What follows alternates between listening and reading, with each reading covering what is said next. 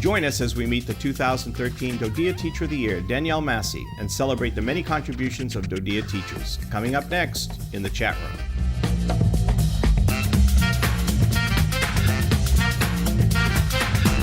Welcome to the chat room. I'm Frank O'Gara, your host today. The National Teacher of the Year program recognizes teachers for their dedication and contributions to the lives of American students. With me in the studio is the 2013 DoDEA Teacher of the Year, Danielle Massey from the Bavaria District. Danielle teaches algebra to students at Vilseck High School in Germany. Ms. Massey is a military spouse and moved to Vilseck in 2006. In the past, she taught at Fayetteville Technical Community College in North Carolina. She's a graduate of Eastern Michigan University and holds a master's degree from Missouri State University in College Student Personnel Administration. Danielle recently represented DoDEA at the National Teacher of the Year celebration in Washington, D.C. Welcome, Danielle. Thank you. It's a pleasure to have you here, and you're just coming off a fantastic week. Yes. Oh, wonderful, amazing, exhausting, but thrilling week. What was it like to meet your colleagues, the state teachers of the year from all across the nation? Humbling.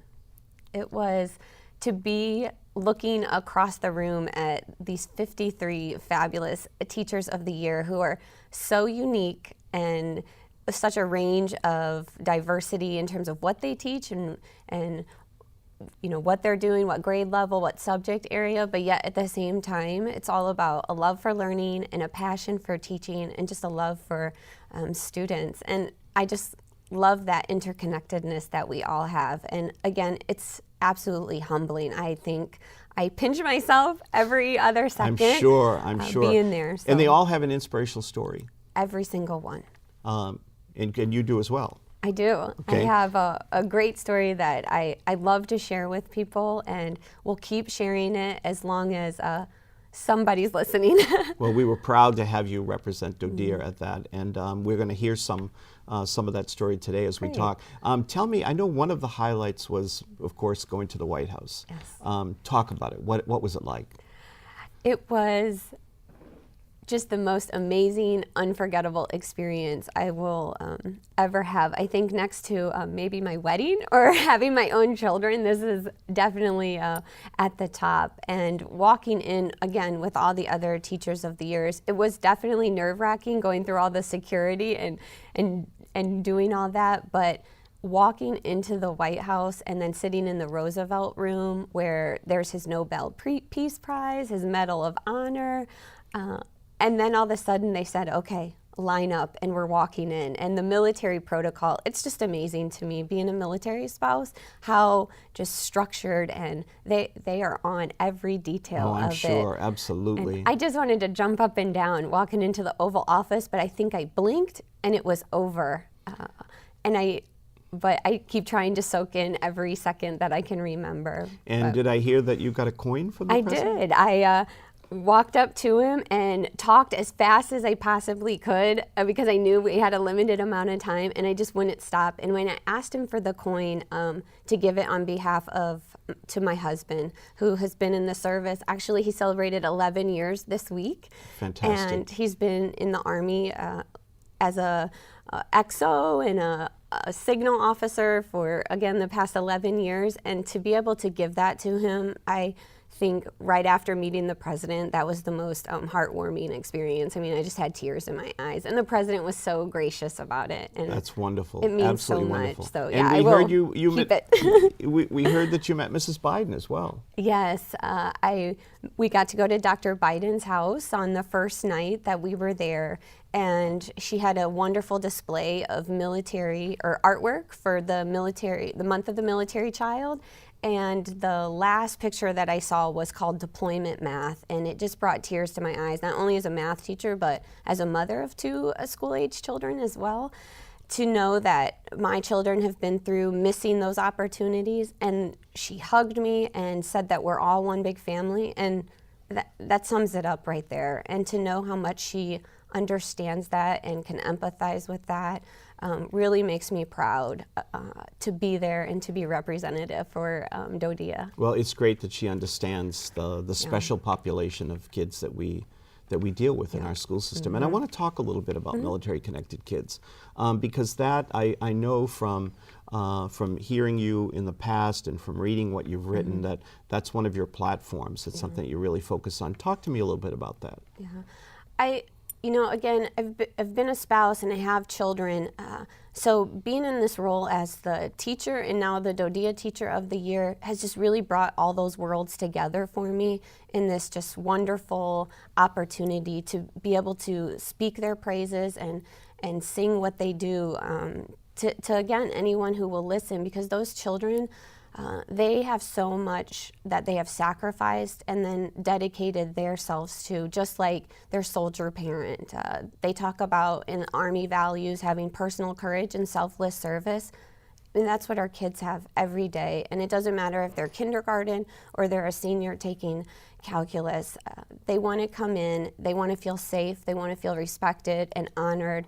And they do. They understand how to believe in those greater concepts of freedom and leadership and duty that are so difficult to capture. But we're a military family, and we've got to stay connected and reach out and help each other, whether that's from a hug or some encouragement on doing that algebra problem. Absolutely. It varies, and we've got to have whatever it takes for that child that day. And again, it changes all the time, and I myself have been through that so much. So well, I think probably as a military spouse who's had a spouse who's been deployed as well, you have some special insights into that are helpful to students. Yeah, and I think with those insights, it's been great for me to be able to share that from a real perspective, because it's not easy. Just like teaching's not easy. It gets messy sometimes. It gets emotional. It's frustrating. And the same thing with being a military spouse. But I'll always go back to, like, we're in this together and we're here to help each other. And if it just takes me extending my hand out and reaching out and getting connected to others, again, whether that's through algebra or whether that's through having dinner or just listening. And I think a lot of times that's all people want. They just want to know that you're willing to listen to them. Absolutely. And from speaking from a parent of one of my students to another parent, it's okay to take that teacher hat off and just listen and hear their story, because I have a great story to share, but I know millions of others have equally as great of a story as me. So. Well said. Well, absolutely well said. That, I mean, obviously our primary mission is education, but on some days that secondary mission of taking care of kids and helping to create that stability that is so necessary in their lives is critical for us. You mentioned mathematics already a couple of times. And I know that's a passion. Of course, you're a math teacher. Right. I mean, math matters in school today. Tell me why. What is it about mathematics that is absolutely critical to their education? Yesterday we were at the Department of Education, and one of the big initiatives that's coming out is the STEM initiative. And when we were asked for our input yesterday, it's hard to not get selfish. As a math teacher, we all want to think as teachers that our content or our subject area is the absolute most important. And I will say math is the most important, but not to diminish anything else. I think we all collectively have to work together, but I would say the unique aspect of math, and to put it back into the context of the military, for example, my husband couldn't do his job in communications and laying cable lines in Iraq to helping with the computer systems and cybersecurity type issues without having those critical thinking, reasoning, problem solving skills. And those aren't just math skills, but I think that's what people initially think about. So, there's an educational factor that we have to raise that awareness that those critical thinking, problem solving, reasoning, analyzing, those go beyond math, but we'll start with that. We can start with science, technology, engineering, and integrating all that information together to get the best learning experience. And, I think that's when the absolute best learning happens, when students can apply their knowledge from the content into a real life application. The relevancy of it. Exactly. Yeah. It's got to be meaningful to them. Absolutely, absolutely. Now, there are, what role does the 21st century look at teaching and learning play with regard to mathematics? How is it changing our approach to mathematics in schools? I think it goes back to that real life relevant experience, making that learning experience authentic, inspiring, surprising, engaging. You know, being at the Smithsonian earlier this week, that's what they talked about. And that's what we want to do as teachers. And in the 21st century, it's not anything new that we're doing. It's just kind of recapturing it, reframing it, reinvigorating it, and finding that application to the real world. And there's so many opportunities with the technology to be able to do that, whether it's through Skype or video teleconferencing, email, the smart technology that we have in many of our classrooms. It's just right there at our fingertips. And to not take advantage of that is maybe not making the best use of our time. But it's a big adjustment for teachers, isn't it? It is. Yeah. It is. And I think for students as well, and parents, because they're used to, well, that's not how I learned. So there are different ways to go about that. And I think as teachers, we have to educate our parents. We have to let the students understand, hey, this is why I want you to do that. Because it's not about just learning how to add anymore. It's going to the grocery store and knowing, hey, I only have this amount of money, so how can I maximize that amount to have the most healthy meal? So, and if a student can do that, they're ready. Oh, absolutely. They're ready to go. Absolutely. Mm-hmm. Now, there are a lot of different approaches that teachers take today to teaching and learning, and one of them that I've heard you talk about is flipped mastery. Yeah. Okay, talk a little bit about that. Yeah, I've been doing the flipped mastery now for 3 years, and it has really just opened up an opportunity for me to be able to utilize the technology. So I video all my lessons and through the smart technology recorders that we have and put them on a website. And the most surprising part of the flipped instruction for me has been the access that parents have to the website, and to be able to sit down with their students and watch a video and talk about it. I actually had a parent come up to me in the PX. I was just minding my own business, trying to buy something for the evening, and came up to me and gave me a big hug because he wanted to thank me for being able to have conversations with his 15-year-old daughter about algebra. That to me was amazing. The flipped instruction allows me to have time during the classroom to be able to have that one-on-one discussion to really make it meaningful for that student. Really get down to what they already know, what they need to know, and move them along their own learning path. So to put in that rigor into it, and that looks different for every child. So that's what the flipped instruction has been able to do for me. Is it a practice that is widely used in your school as well with your colleagues? Yeah, there's quite a few. We have a great network going on within our district, all the way down to kindergarten, Wow. all the way up to algebra 2, and across different subject areas as well. So we've been working with some history teachers and language arts, and again, it's just one model to use in your classroom. It's not a one-size-fits-all for everybody. And the way it looked last year for me is different from the way it looks this year. So this year I've been able to incorporate a lot more project-based learning, application projects, and I've been able to do that with an awesome co-teacher that I have, Ryan Goodfellow at Vilseck High School. And working together in that collaborative environment with him, another teacher that I have, Cindy Alstromer at my school, as well as the students. I mean, they tell us what they want to know. They know. Absolutely. And they are not afraid to ask as well. So. I'm sure. Now, you in addition to, meeting the 50 teachers of the year, many of them, as you said, were math teachers. Mm-hmm. Did you learn anything new from some of those other math teachers that you want to bring back to your own classroom? Yes, I think just to don't settle. Keep trying out new ideas every time. Everyone has something that they can share to help with those application of the knowledge. And I think that's what it always comes back to. And just to be able to share those different projects that people are working on, stuff that they've tried, will really help me become a better teacher in the future. Okay. Well, as you are an inspiration to many of our teachers, and indeed all of the teachers of the year across the nation are inspirations. Yeah. Was there somebody that was an inspiration to you, a teacher, when you were growing up? Yeah, I had two amazing math teachers, actually. Ironically enough, I never wanted to be anything else other than a teacher.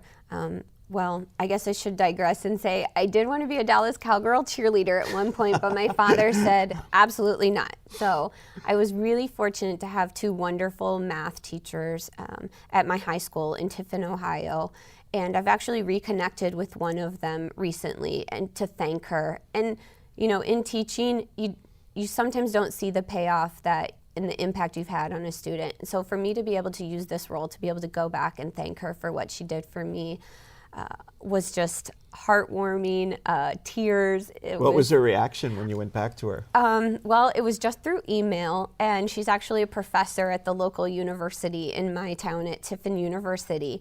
And we have now been collaborating on how she can use the flipped instruction in her college classes. And so it's been a unique relationship that's developed, because now I'm giving her advice on what to do and what I've experienced, and I've been able to share my story. But what they did for me was, I would say it wasn't that special in terms of, you know, a unique, you know, it wasn't anything different that they did. They were my teachers, and they cared for me, and they took me in, they mentored me, and I think that's what all of our teachers do every day. And we don't realize the impact that we have on them. You're absolutely right. Yep. You're absolutely right. Is there from your learning experience this week, okay, is there a message or a recommendation that you have for our teachers around the globe? Yes, and from all the 54 state teachers of the year, and even the national teacher of the year, Jeff Charbonneau from Washington. A math teacher as well, right? A science teacher, teacher, chemistry, physics, a big proponent of STEM as well. So, you know, he made a really good point the other night, and it was, when you're asked, what do you teach?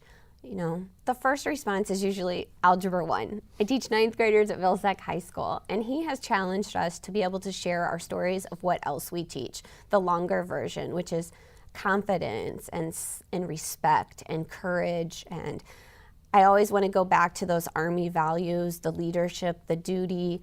And there are our own core values as a school system as well. They are, and that's what I teach. I teach students that it's okay to fail. We'll do this together. It's a safe environment. Try your best, and if that's not going to work today, that's okay. We'll try it again tomorrow. And so I would say to the other teachers, you know, share your story. Everyone has a story.